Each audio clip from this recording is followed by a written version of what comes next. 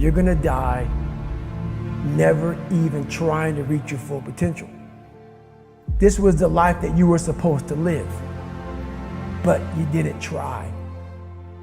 Those of you who are listening to this, whoever hear this, you will not find toughness in a comfortable environment. You will not find it. The only way you find it is to drown yourself in a position where you're just out of sorts. We all have two people, and I'm not saying you're crazy. We have the easy voice, which is that 20% telling yourself that I'm easy at 90% of my full potential, maybe 100% at that 20%. That's that voice that we all love.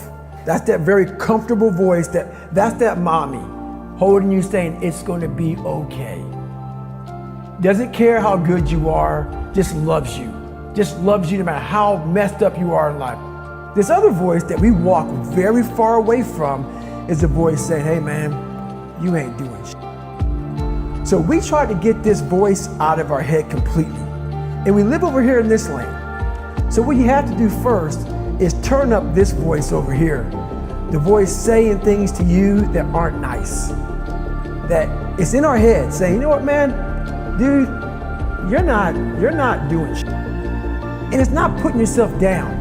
People take this the wrong way in this new society. I'm not saying to put yourself down. I'm saying listen to the truth. And the truth isn't in the 20%. The truth is in this other part of your brain saying, look man, you're wasting a bunch of percentage here. We have 80 more percent that we're not tapping into because in this other 80% is suffering, pain, failure, self-doubt, darkness, and then a whole bunch of light. But to get to this light, you gotta go through all of this shit. So a lot of us know that. I can get over here, but over here, man, this is much better because I gotta go through this journey that is not fun. This from 20 to 100%, this in between is not fun. So we decide to live over here. So everybody goes, how do you do that? You know exactly how to do that. You know exactly, it's not a magic trick. There's nothing I talk about in that book that's a magic trick. It's all back down to a very primitive mindset of we just have to do. It's like breathing. Breathing becomes normal. Like we don't know that we're doing it. That's how you have to live your life.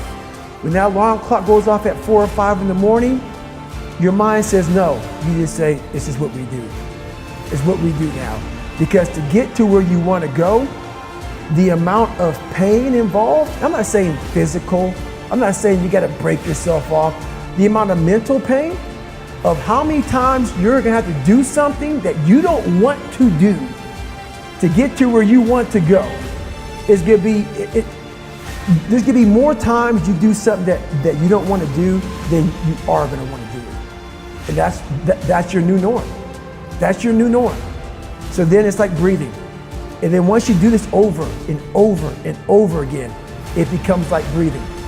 I don't want to live this lifestyle, but to get to the other side of this, I have to.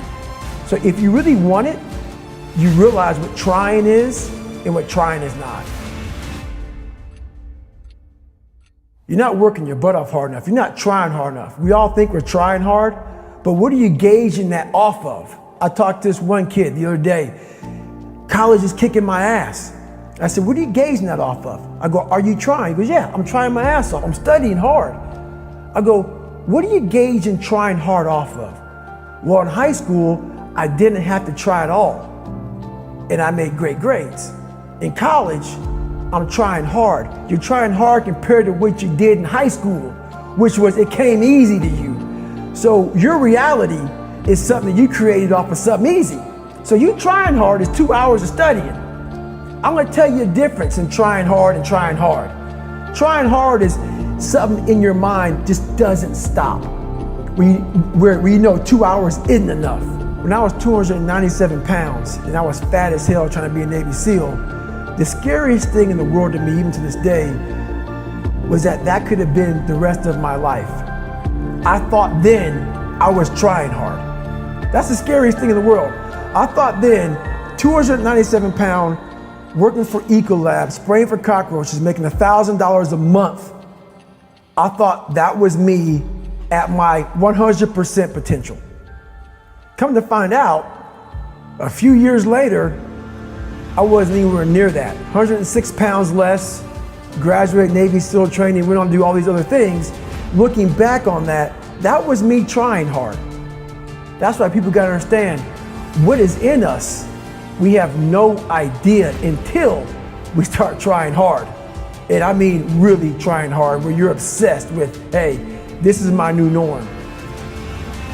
This isn't always fun. It's not always meant to be fun. And that's when you know you're trying hard.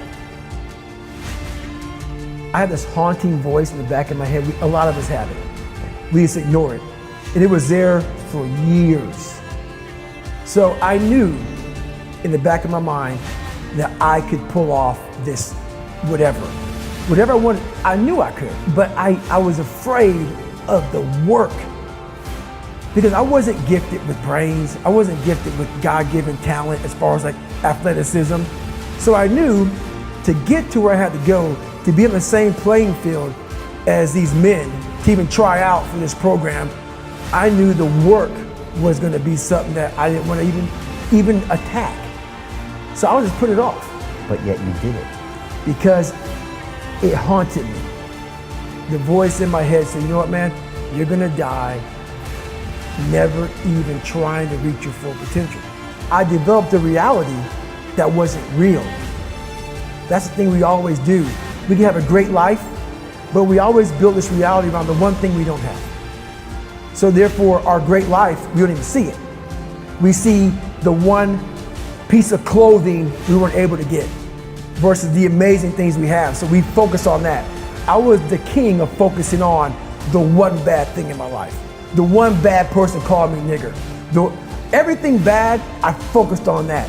But over here was a beautiful reality of my life. Even though I came from nothing, where I could have taken my mind for the possibilities of where I can go if I work harder. That was all over here, but I lived in the filth over here. This was the life that you were supposed to live, but you didn't try. Just by going to war with myself every day and putting these challenges and these goals and these obstacles, these insurmountable obstacles. So it wasn't about losing 106 pounds. Me losing 5 pounds was an accomplishment. Me losing 10 pounds and then 50 pounds. And then the more I did this, the more I gained confidence. And then the more I gained confidence, the more I realized, these Navy SEALs, man.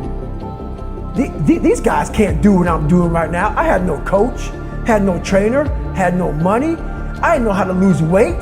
I had no knowledge of what I was doing. I was just working. I was just sacrificing. And then through that, all these different tools started coming up. But I would have never found these tools if I didn't put myself in a very uncomfortable place. We all look for toughness.